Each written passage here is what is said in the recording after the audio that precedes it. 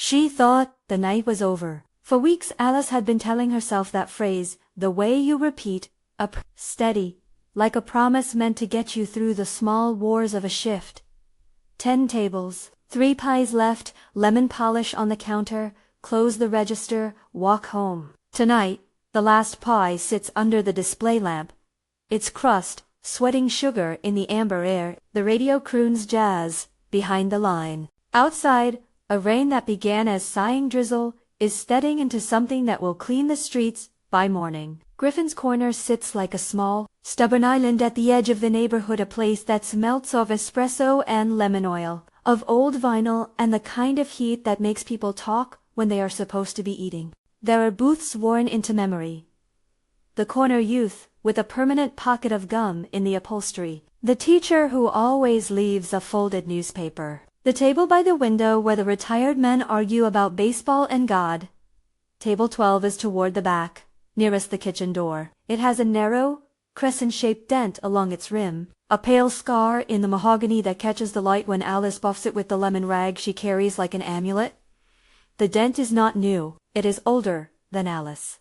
Patrons? Never mention it. Regulars glance at it the way people glance at scars on a face recognition without the need to ask. Alice moves through the room, like someone still learning how to be seen. She keeps her shoulders small, as if they might knock the place out of balance. Her hair lives, most days, behind an elastic band or a bun that has given up trying to be anything else. She has learned the rhythms of the place, how Mr. Miller likes his coffee, how the old couple by the window do not like their eggs scrambled together, how to smooth the lemon oil until the wood gives its faint, satisfied sigh. She has a way of avoiding eye contact and making the world believe she is merely efficient. A flicker of hands that carries a plate as if to make herself forget there are people in it. They came like 3 beats of a joke, 5 boys with 2 large jackets and laughter that pushed the room into a colder key. The bells over the door cut off for a second and then sang at them, announcing the intrusion. They were loud enough to erase the jazz. There is always a moment when a place holds its breath, when the door shuts behind some new trouble and you realize, with the peculiar clarity of a hand that is already too late, that nothing will go back to the way it was. The music drops between the lines of conversation like an unnoticed blade. Mr. Miller clears his throat in a way he has done for 3 decades. Small, worried. Arega lifts his paper and peeks over the fold. Curiosity softening into the protective look reserved for a favorite, the way a person might watch a child on a stoop. Jake Larson is the first. He is a man with a laugh that is half bark and half something broken. He smiles at the room the way people smile, with necklaces showy, conspicuous. He and his friends move like heat. They take up space the way a storm takes up sky. Their jackets smell of cheap cologne, their breath of stale bars. They are young enough to mistake violence for attention and old enough to have begun collecting grudges. It begins as an accident, or at least Jake tells it that way. Later, when he tells it to the cousin who will listen to anything if the cost of listening is a shared sin, he spots Alice drying the lemon polish. He steps to the counter and orders something she does not remember taking down. His voice goes easy, heavy, with the kind of smirk that wants to own the room. The others lean in, a chorus. They make jokes that wedge like fingers between chairs. Alice feels the humor first, the way you feel a draft. You notice the temperature drop against your skin before the reason arrives. She makes the coffee, her hands moving the way they always do, but the words are sharper, a currency being gambled. One of them lifts a phone, the screen, a small bright eye. People have a way of turning other people's embarrassment into entertainment. A watchable clip, a tie that binds the group. The phone hums, recording, already harvesting humiliation. She freezes. The freeze is not a lack of nerve. It is a muscle memory that belongs to other rooms and other men. The freeze is a small ledger in her body. Keep still. Do not look back. Make them go away. She has practiced it for years, an economy of smallness that sometimes keeps a hand from striking and sometimes keeps you from screaming when the worst comes. People who do not know her name call it people who have watched her for a week call it quiet. To Alice, it is the only thing that has kept her moving. The laughter grows teeth. One of them, Jake Aloes, Jake does the thing with his hand. A light shove at a shoulder. A slide of fingers over an apron. A reach that should be a joke, but lands like a claim. Someone records the joke. The movement a hand on a hip becomes a shared spectacle. He says something that makes the nearest men laugh, and what follows is the sudden, ugly choreography of a group wanting to be seen as having power. Humiliation is sharp in the room. It slices the diner's small comforts apart. A man's hand knocks over a salt shaker and no one notices the tiny white crystals that scatter like binboard snow. Mr. Miller's voice comes out quivering the sound of a man who is trying to be calm in a place where calm is not an option. The regulars watch like a gallery observes a stain. Alice's vision condenses into a narrow corridor of scents. The lemon scent, the whir of a coffee grinder, the brightness of a phone lens. Her ears are distant. The voices are like a radio playing at the bottom of a well. Her breath counts itself in shallow, automatic things. She imagines herself in the next room, closing the gap with cupboards and warmth, but there is no path. No one moves fast enough to her rescue. Her body knows that sometimes you do not move. Survival has a ledger of costs. When you are small in a room, people will either step forward or step aside. Tonight, someone steps forward. He has been in the corner the whole shift. The man in the charcoal suit who always orders black coffee and reads the paper as if the paper is a cloak. He is Dennis Griffin, name that fits him like a well-made coat. He is a man who does not belong to the fluorescent hum of the kitchen, but to the spaces between men. A man who carries a presence you notice the way you notice storm clouds. He wears a suit that looks like a promise. Charcoal, the color of old money and older troubles. His hands are patient. His jaw has the set of someone who measured speech as if it were currency.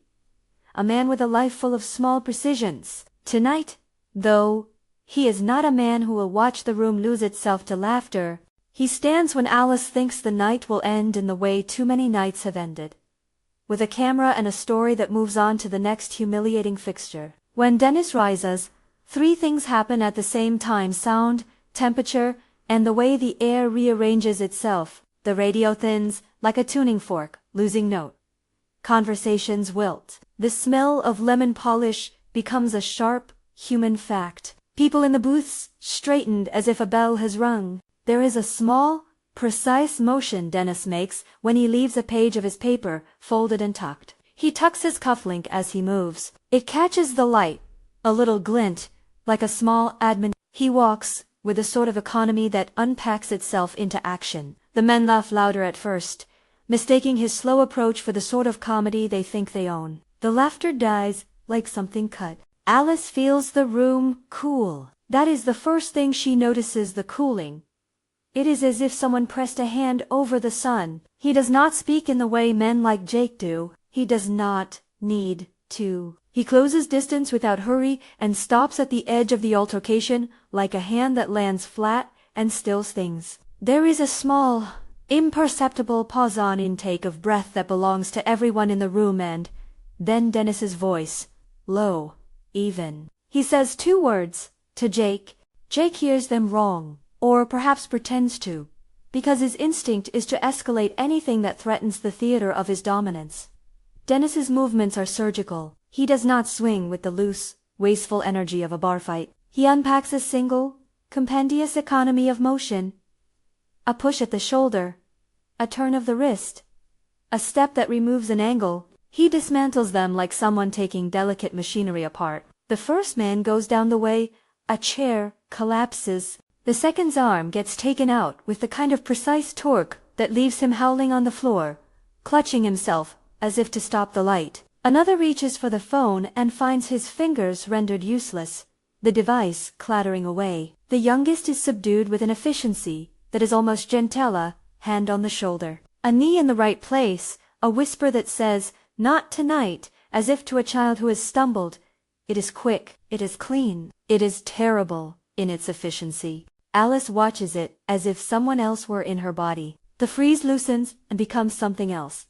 A thin, doubtful gratitude that tastes foreign in her mouth. He moves like a man used to being obeyed, like a man who has made obedience a craft. There are small signs of things she will later piece together. The smell of inexpensive cologne, plus something else, leather, and the faint iron of a life that has had to do things others will never know.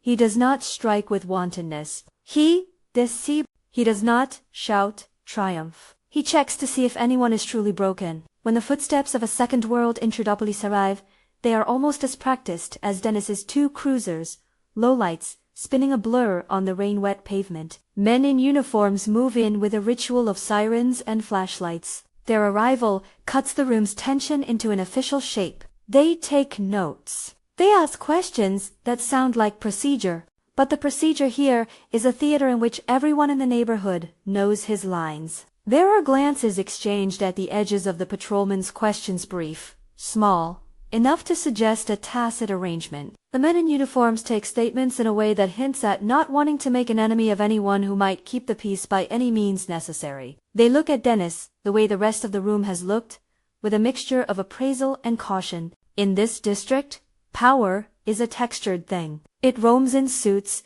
in songs, in threats, in the simple act of paying for a diner and leaving a generous tip. The police perform their rituals. They write down what is said, and then they step back. Dennis does not swell or preen. He straightens his jacket. He drops a piece of folded money on the table where it will be seen. He moves as if to keep things steady. When he passes Alice on his way out, he places a hand on the back of her shoulder. It is not more than a gesture, but it marks the world. There is no flourish, only contact. A short, clean branding. The kind of touch that tells others in the room that while he may not be answerable to any law, he has already applied one of his own. Stay, he says very quietly, as if instructing a plant to anchor itself. It is not a command meant to stifle. It is the kind of sentence that carries the authority of a man used to moving people by the precision of voice. Alice thinks, in that half-second, after his hand has left her shoulder, that the night is over. She thinks the worst has been averted. Her muscles unclench around something that has lived taut for so long. Her breath comes back, as if she had been under water. The room exhales. The regulars try to fold the new pattern of events into the old. A man intervened. A few boys embarrassed themselves. Police did their thing. The pie sits in the lamp, unharmed. If this is the kind of tense, character-driven story you like, hit subscribe and tell us where you're watching from. The tip is not a payment for violence. It is a currency that buys a shape of Silanza sufficient acknowledgement to all the players in the room that things will not be simple. People will talk. They will watch each other's hands. They will note the dent at table 12 and give it a new meaning. A borderline. Dennis leaves into the rain, the edges of his charcoal suit picking up the dark like a separate tide. He closes the door with the hush of someone who has finished a small, exact task. Alice collapses into a chair by the counter as the bustle tries to reassemble itself. The lemon rag trembles in her fingers. Tears find her like a small titled thing, warm, unexpected, not fully understood. Mr. Miller hovers, his worry a visible thing. He keeps his voice small because he knows how dangerous loudness can be. He offers help the way his hands know how. Coffee, a phone call to someone in the next block. His eyes flick to the dented table as if it has just signed a contract. People talk after nights like this, whispers that move quicker than truth. They will say Dennis did what he had to do. They will say they had always known he would. They will say others would have done worse. They will argue about whether what he did was justice or a version of it. They will whisper words that try to explain a man they have never seen outside his corner. He keeps the peace. He has his lines. You don't cross him. The neighborhood takes its cues and rearranges itself. Alice sits at the end of the shift, and the world grows large and strange. The dent in table 12 stares up at her, catching the light, an old wound that seems to have taken on new meaning that night. Her hands move to polish it, to make it shine, to make it look ordinary. It will not let herself be ordinary. It will be a scar she will have to live next to. The lemon rag is both a tool and a symbol. She has always used it to smooth the world. Tonight, she rubs at a place that cannot be smoothed away. She tastes something else in her mouth, beyond salt and the thin coffee, on odd, guilty gratitude. He saved her.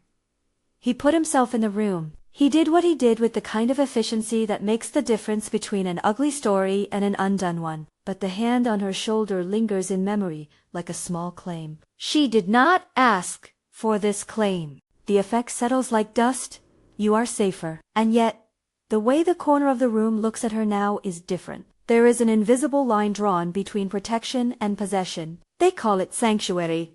Some call it a kind of purchase. She is not sure what to call it herself.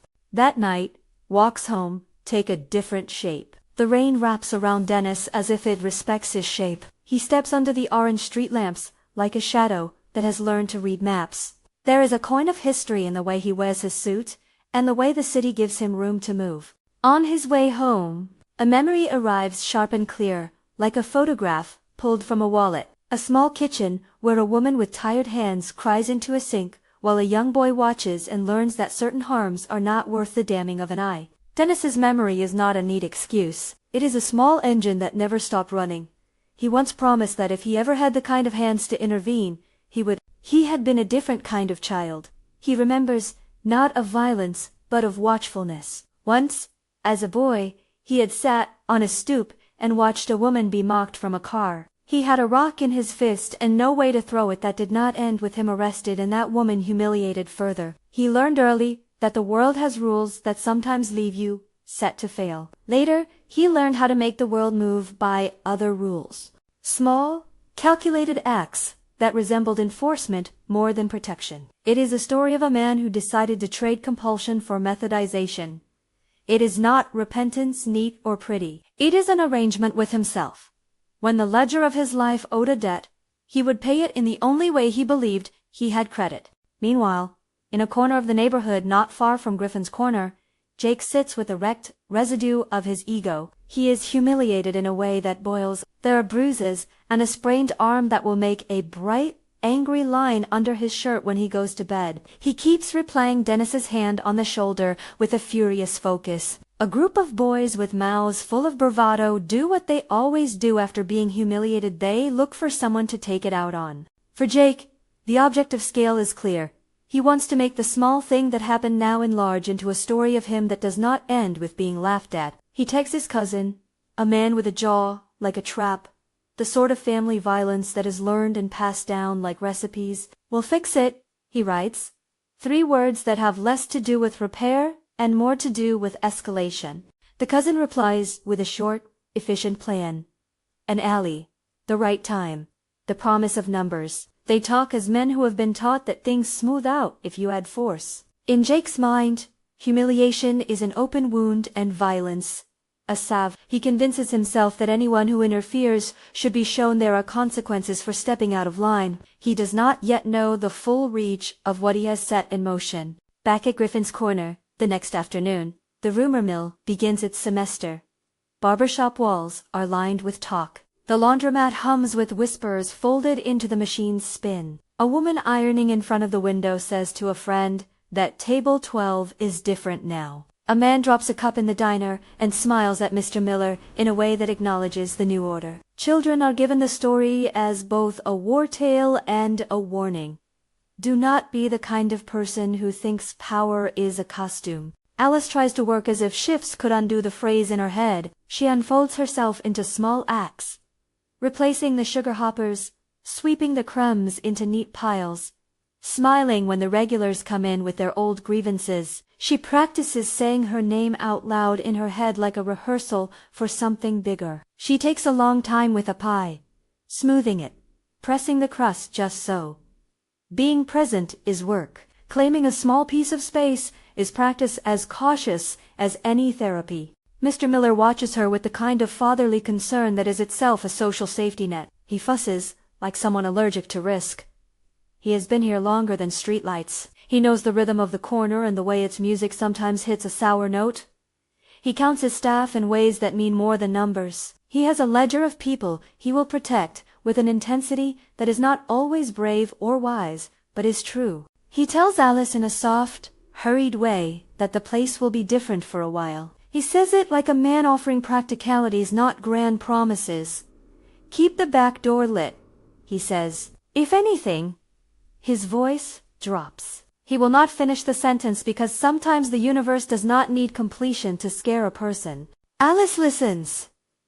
She nods. Each small instruction feels like a stitch at the edge of her body, something to hold the place together. She hears the whispers in the laundromat and the jokes in the barbershop, and they are a new kind of weather. Some are praise sown with fear. Some are gratitude with a bitter aftertaste. She hears people call the corner neutral ground now, and she imagines neutral is not a benign thing. It is a borderline defined by someone else's code. Dennis returns, sometimes like a marker in the room. He sits in his corner and reads, his expression a study in reserve. He orders black coffee and turns his cufflinks the way some people turn pages. He watches the room without theatrics, noting the small shifts: who now sits where, who avoids who. He leaves enough presence for people to feel steadier and enough distance for them to remember his reach. When Alice brings him a refill, their conversation is small, a courtesy, an acknowledgement.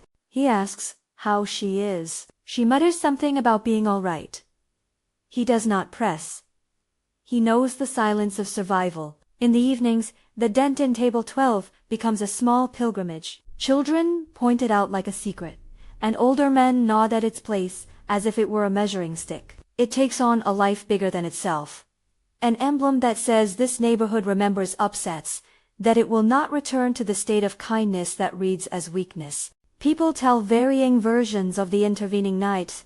Some add flourishes to Dennis's movements. Others cut details for the tidy ends they prefer. There is a kind of myth-building, a neighborhood's way of making sense. But myth is not the same as reality. Alice understands the difference. She has a life of small truths, and they are stubborn.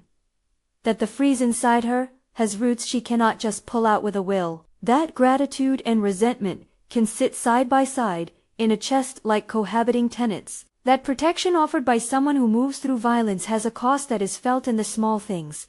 A tilted chair, a glance that arrives loaded. People who survive by small economies develop rituals to see themselves. Alice begins, in the afternoons, to take walks down to the river and practice standing under the streetlights until the shape of herself is not a crouch. She lets her hair down in private. She tells herself small truths about voice. You can say no. You can ask for a different table. You can refuse a photograph. Each small act is a thread. She practices speaking into a mirror, one word at a time. Sometimes the words stay, sometimes no, sometimes the simple, my name is Alice. She feels both kinder and angrier than she expected. Dennis notices these threads like a man noticing small repairs in a house he thinks of as his responsibility. He remarks once to Mr. Miller that she is doing well. Mr. Miller looks at him suspiciously, thankful, scared, grateful, but also guarded. The trustee of a place does not give up its authority. He looks at Dennis and wonders what it will cost to have a protector whose currency is intimidation wrapped in restraint. There is a moral calculus that Mr. Miller keeps in his pocket. He balances fear with profit and safety with the knowledge that power is a thing the neighborhood will pay for in whispers. On an evening when the rain is thin and the light in the diner is soft as bruises, Jake comes in again, an act of bravado, not contrition. He walks in with a swagger that belongs more to a costume than to a man who has been humbled. He sits in a booth as if to reclaim something. He glances at Dennis, who reads the paper and does not look up. The look is deliberate. Jake's jaw tightens. The old compulsion flickers. In a different world, he might have stood up and made jokes again. The memory of being undone is a weight. He leaves, his pride scraped, his anger a plan. That night, he texts. The cousin answers. There is talk of teaching a lesson to set up an ambush in a rain-slick alley where Alice walks home. The cousin says. The words appear in short, efficient bursts. They make plans with the calmness of people used to escalating around reputations. Jake is convinced. His anger is a fever he thinks will be cured by action. The cousin assures him, with a voice that has been hardened by an entire history of small, grim solutions, that they will make Dennis take notice in a way that will embarrass the whole corner. They will make clear that no one's private puppets can dictate how a neighborhood tells itself. In the meantime, the neighborhood hums with a new caution. People cross the street when they see groups gathering where once they would have sat. Mothers hold their children closer. The diner becomes both safer and more tense. Every laugh is measured. The dent in table 12 glints like a watchful eye. Alice cleans that table more often. The lemon polish shines the wood until the scar becomes a bright, reflective statement. She rubs until the place looks less angry. She hides her trembling hands in the rag because someone taught her trembling is a sign of weakness. She learns, in small increments, that trembling is only an animal reaction, the body's quick accounting system, and not a sentence about character. Dennis is not a man easily sentimental. He drinks his coffee black, and when he looks at Alice it is with the careful interest of someone measuring an investment that has human face. He does not call her his. He does not say she is protected. He leaves that language to people who act like banners, but the world knows what his hand on her shoulder meant. The neighborhood rearranges its eating habits around the geometry of his thumbprint. As Jake stitches together a plan, the cousin calls in a favor from a man who knows where shadows go when the streetlights blink. They map the route. Alice walks home. They pick an alley that is narrow and promises privacy. They promise to ambush. In Jake's mind, the ambush is a repair. He imagines himself striding in angry and coming out validated. His nightmares are not of being watched, they are of being forgotten, which is the thing that hollows a man faster than any bruise. For Alice, the days go on in small increments. A pie finished, a plate set, a conversation that is not quite full of fear. She tries new things, leaving a tip at the bakery, correcting a customer who mistakes her for someone else, standing differently when she carries a tray so that her shoulders remember new angles. Each new tilt is a small victory. The dent watches these moves like an old friend. It is a physical thing she can touch, a sign that once the world bit, and now the world remembers that bite as caution. Dennis keeps in the background, his gestures small and precise. He tells Mr. Miller, once, that the corner needs its lines respected. Mr. Miller nods, grateful and terrified at the same time. He wants the peace Dennis buys with his blunt currency. He also wants to keep his business out of an exchange built on the kind of force that leaves a stain on a place that used to be innocent. The neighborhood's whispers begin to harden into stories and then into plans. People choose sides without wanting to. They post their opinions in the spaces that accept gossip.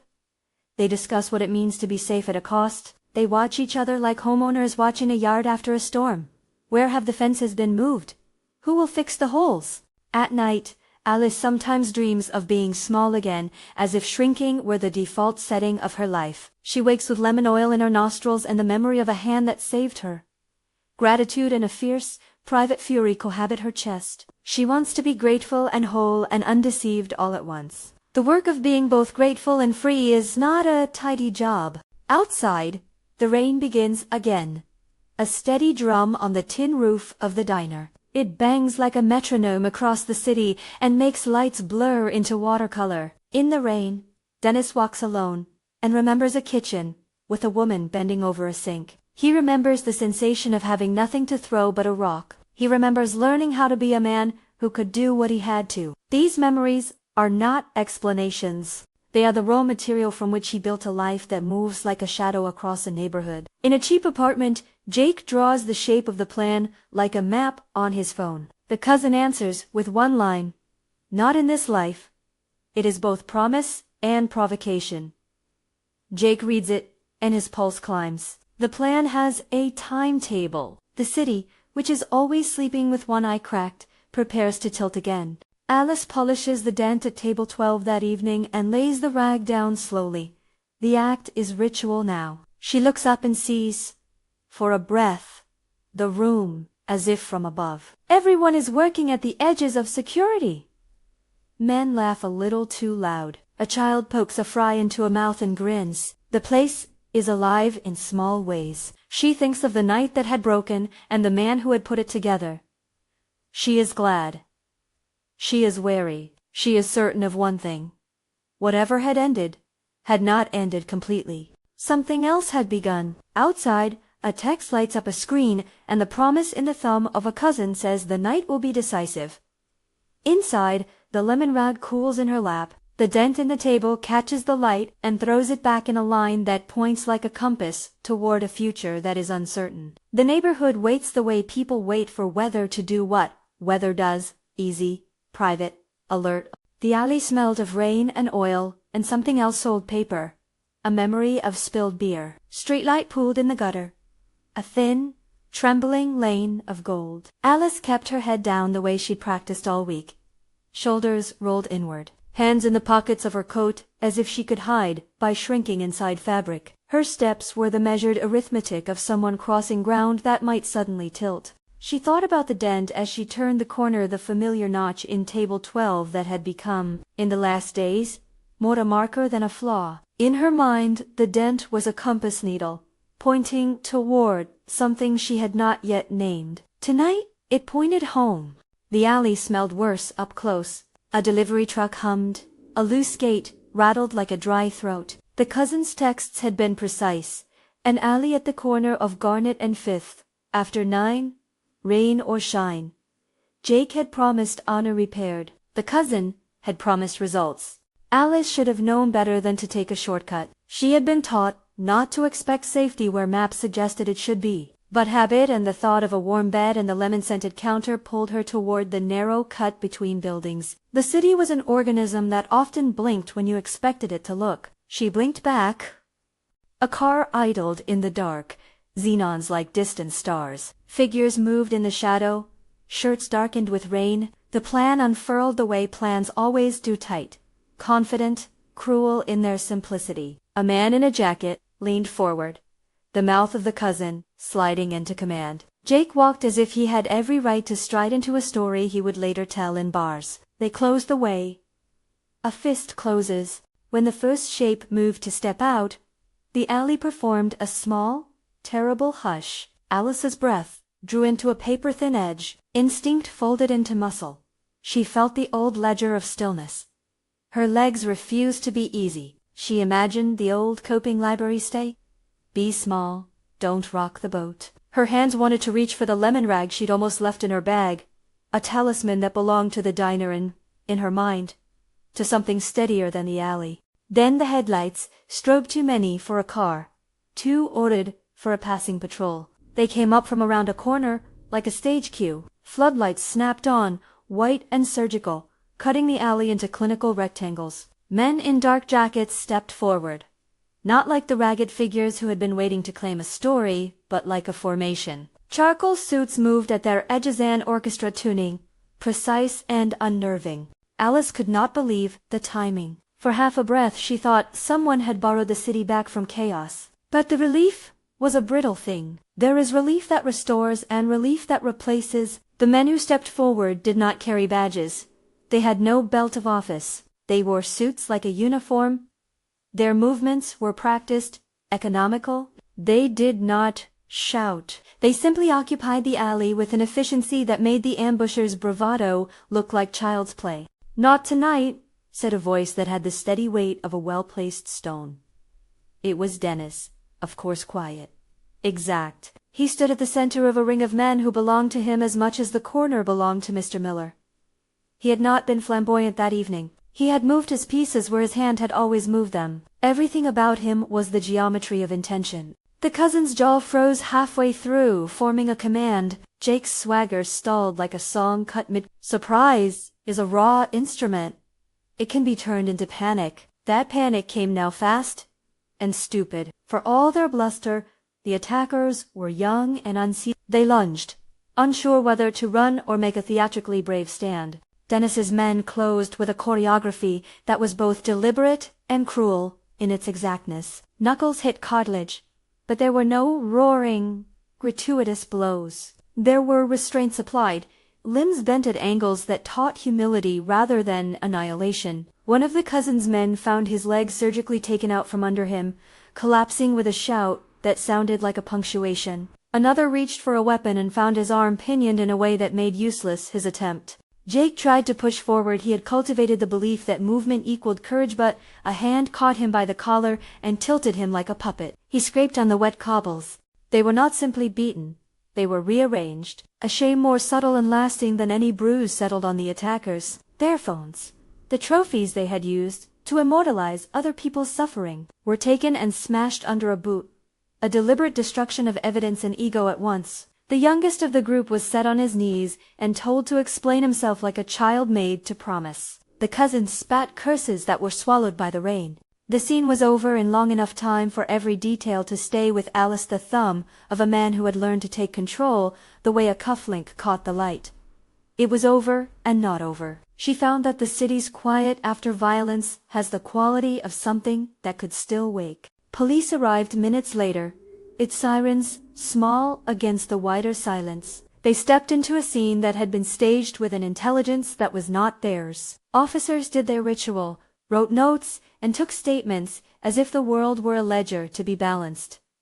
Eyes met in corners. There were glances that spoke a language of mutual recognition rather than reductive condemnation. The men in suits had, by the time the patrolmen had their clipboards out, dissolved into the night as if they'd never been, leaving a scatter of soaked jackets and flattened faces. Jake sat on the curb, one shoe missing, the rain a slow opening on his shirt. The cousin had a split lip, and the kind of swelling that would later be stitched with an awkward, embarrassed fury.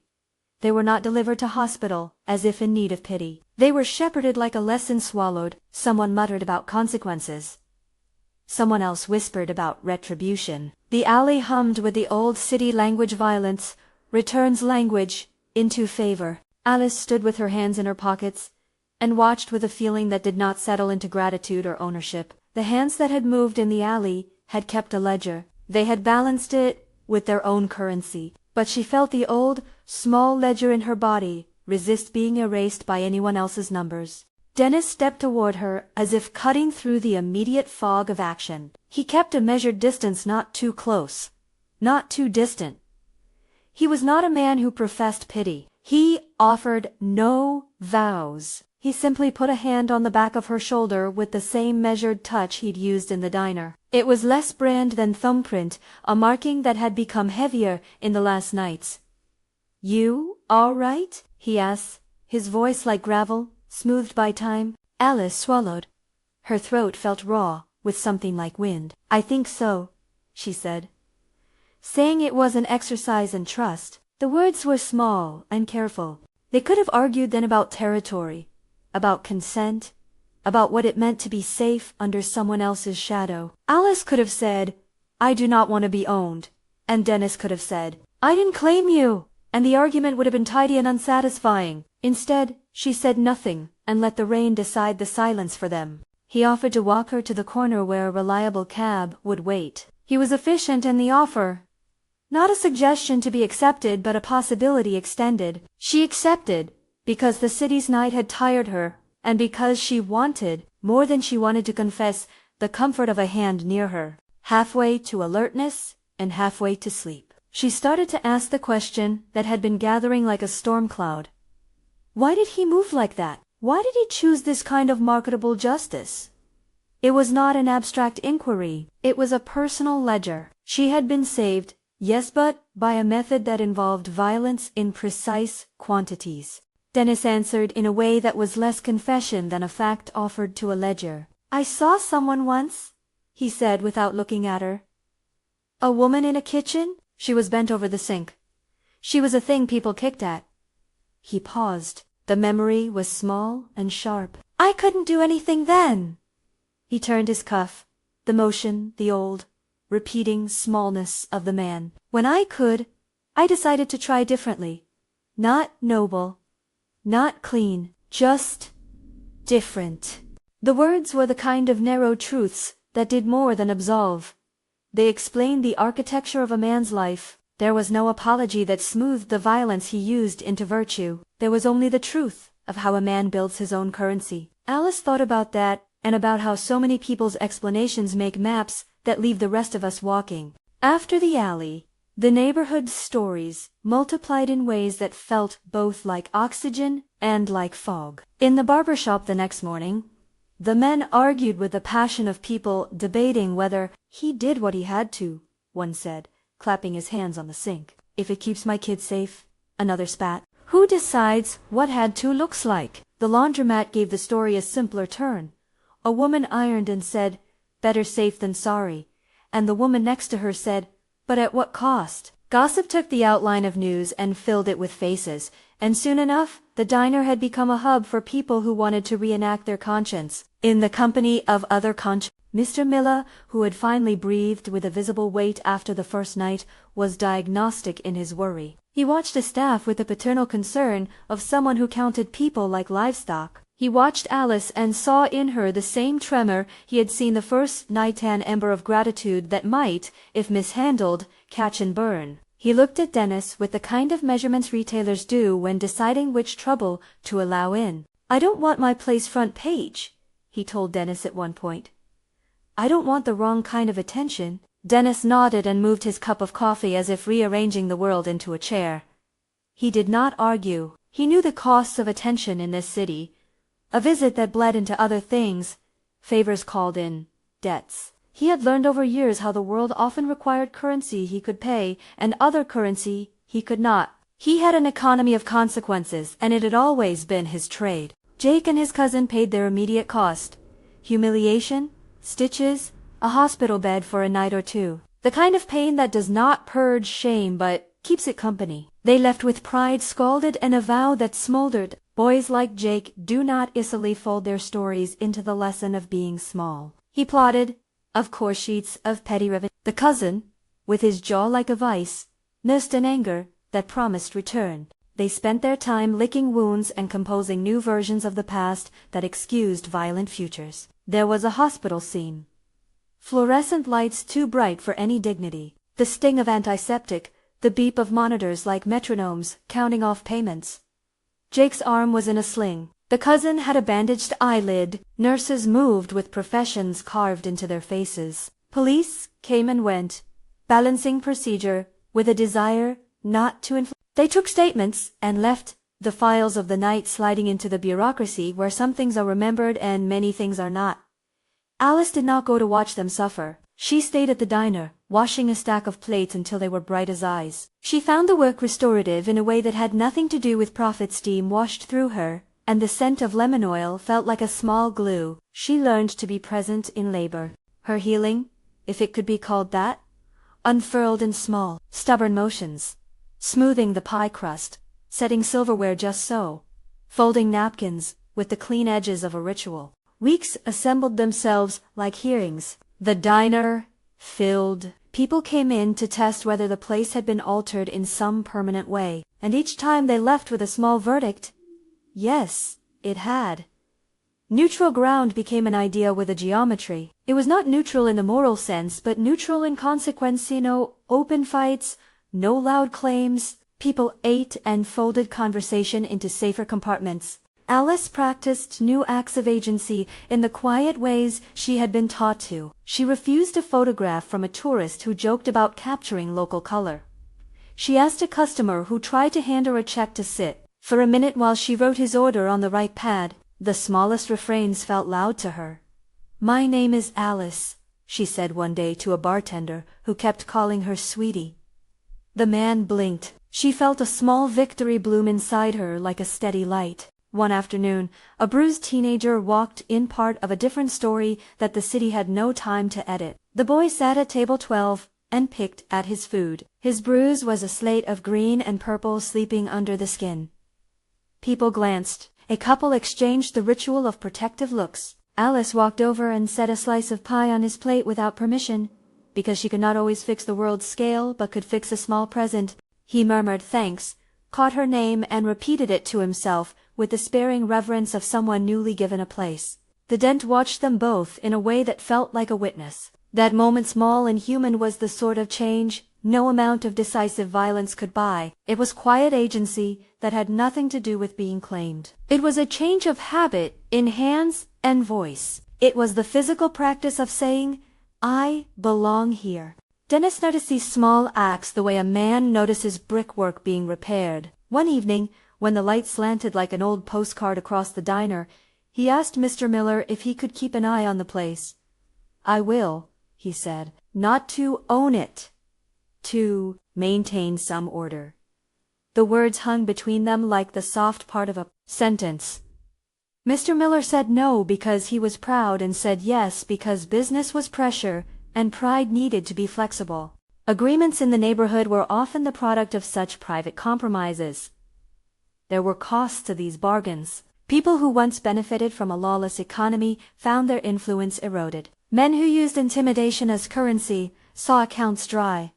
Others resented the shape of new order. A local bar owner complained that business had shifted. A man at the hardware store muttered about the old days. All of it was the neighborhood negotiating its borders. Alice wrestled privately with the shape of what had been done on her behalf. To call herself grateful felt insufficient and sometimes dishonest. To call herself owned felt tautological. She began to write in a small, battered notebook she kept under the register tiny entries that read like receipts of feeling. I said my name out loud. I laughed at a joke that wasn't mine. The ledger of her days filled with small victories and and she tried to put them beside each other without letting one erase the other.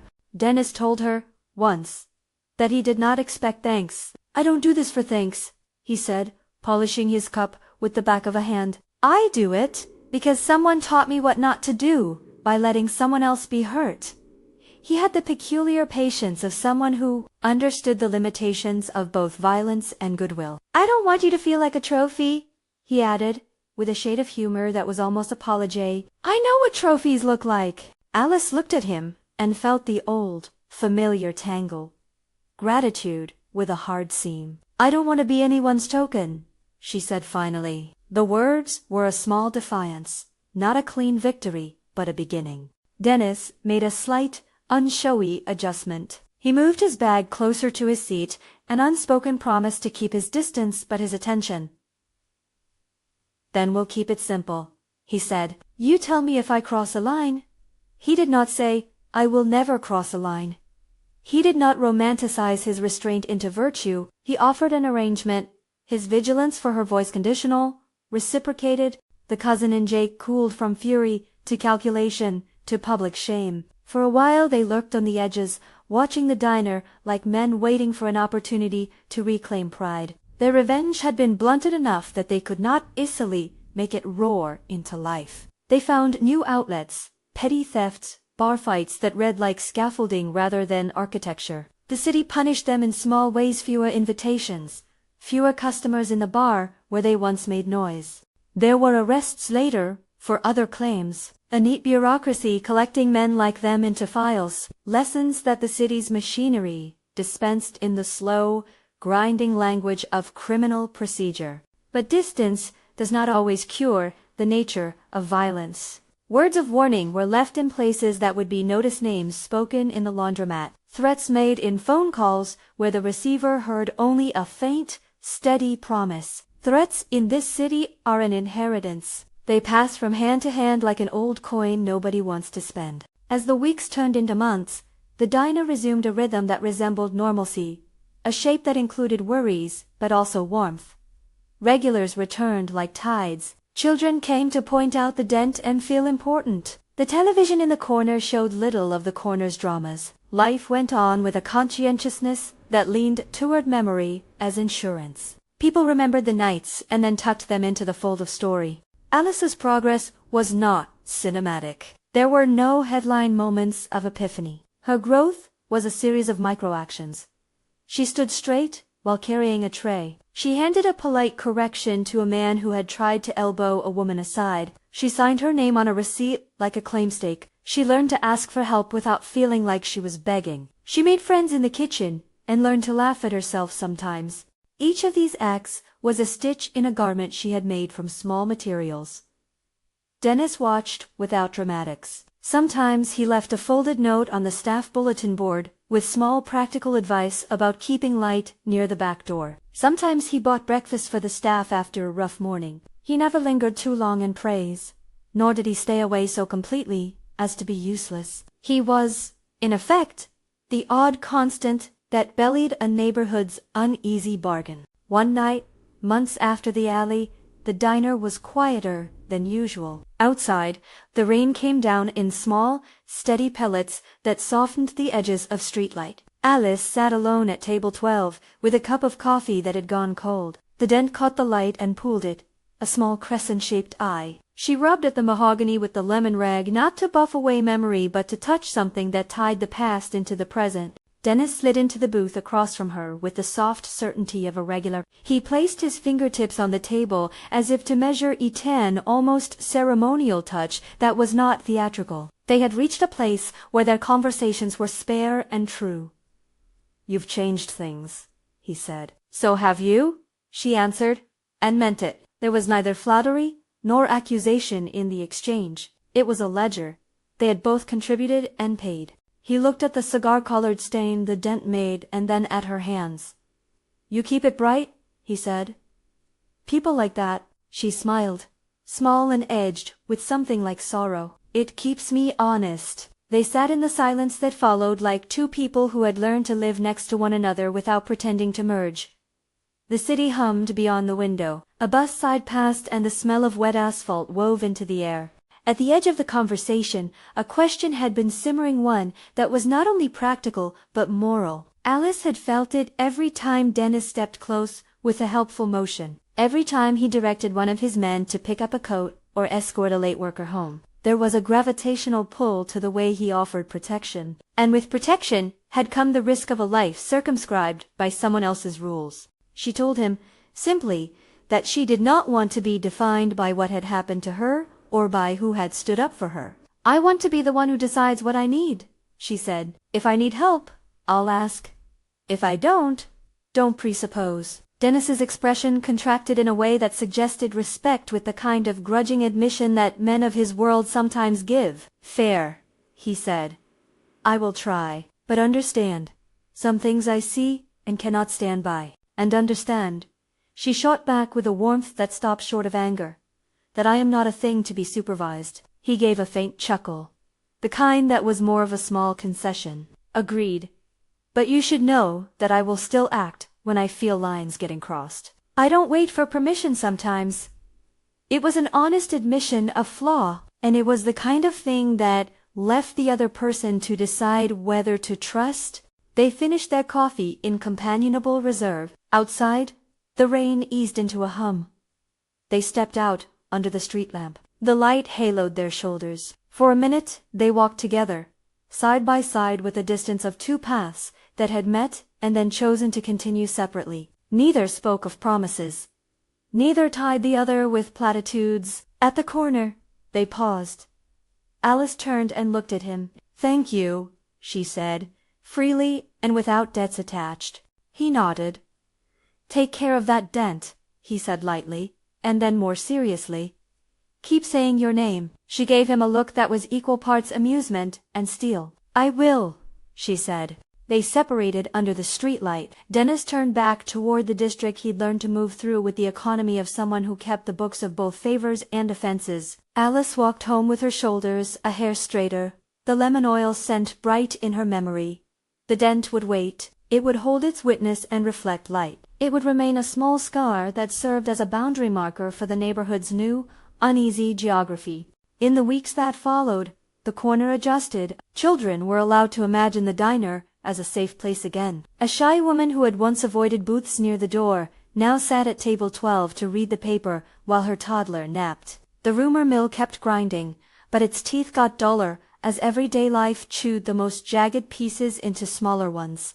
Occasionally, Jake or his cousin would be glimpsed from a distance, a reminder that cycles do not end overnight. They took their place in the city's bleed linesmen who had been bruised, who attempted to stand with a new story, who often failed and reoffended, and sometimes, slowly, learned. That was the city, which rarely allowed clean endings, but often allowed us to invent small continuations. Alice's notebook grew thicker with mundane triumphs and private admissions. She wrote notes that weren't evidence, but rather, asked for a raise, called my sister, said no to being photographed. Each line was a small footprint. Dennis remained in his corner, more as a punctuation now than as an ownership marker. He still left notes on the board and sometimes brought pastries, but he never trailed his hand in a way that meant to claim. He was morally ambiguous, as he always had beneath his presence a ledger of actions that were sometimes just and sometimes merely strategic. People argued about him at the barber shop and at the bakery and in the quiet moments when they folded a napkin into triangles. One evening, much later, when the city had that late, forgiving light that makes people seem older and friendlier than they feel. Alice noticed a child drawing on a scrap of cardboard near the diner's window. The child's hands were smudged with charcoal, and the drawing was a crude version of the diner, with a large crescent in the middle. The dent rendered like a smiling moon. She smiled, a small smile full of complicated pride. She thought about how the dent had migrated from a private mark into a community emblem. Table 12 had been scarred and now made a small, public promise that people would remember and hold each other sometimes, even if the holding was imperfect. Years shift, but not always, in the dramatic leaps books promise. For Alice, the change had the plausibility of a recipe perfected slowly. She became someone who could be visible without being afraid of it. She argued with a man who called her by a nickname she didn't accept and felt the rightness of saying, "My name is Alice," like a small liturgy. She gave pie to another stranger with bruised wrists and did not feel pity tinged with powerlessness, but rather kinship. Each small gesture rewired how she occupied a room. And Dennis, the man in the charcoal suit, continued to be as complicated as ever. He remained a man whose hands could fix things, and who used a kind of force that was terrifying and useful at once. He changed the game in the sense that he refused to allow certain actions in his neighborhood, but he did not redeem himself in ways that would satisfy simple moral narratives. He paid his debts in a currency that never quite canceled what he had been. He had a past with elbows and fists, and a small boy who once learned the wrong manual. He had become a man who corrected with his own methods. That correction sat with consequences that were sometimes kind and sometimes cruel. On a late-night walk after a shift that smelled of cider and lemon, Alice stood under a street lamp and watched a rain-washed bus pass. Her hands were warm from the dishwater she'd left behind. The dent in table 12 was a memory of a night that had broken into a pattern and rearranged it. She had thought the night was over then. She had been wrong.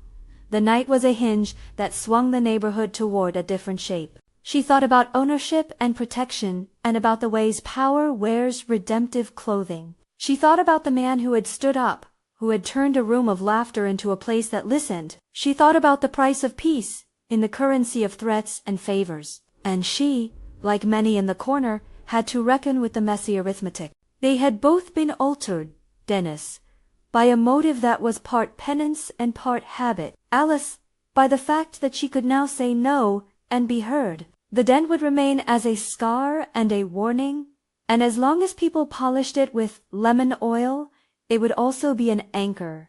At the corner where the lamplight pooled, Dennis tipped his hat, or perhaps it was simply the angle of his head, and walked on.